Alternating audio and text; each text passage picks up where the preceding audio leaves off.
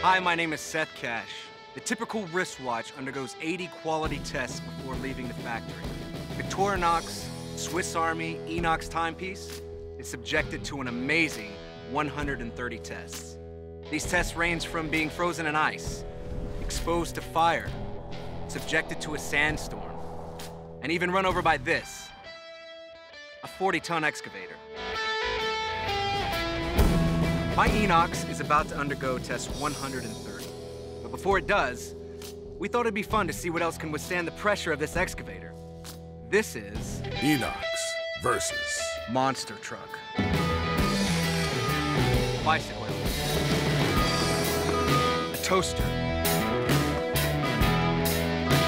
A storage container. You know what this is.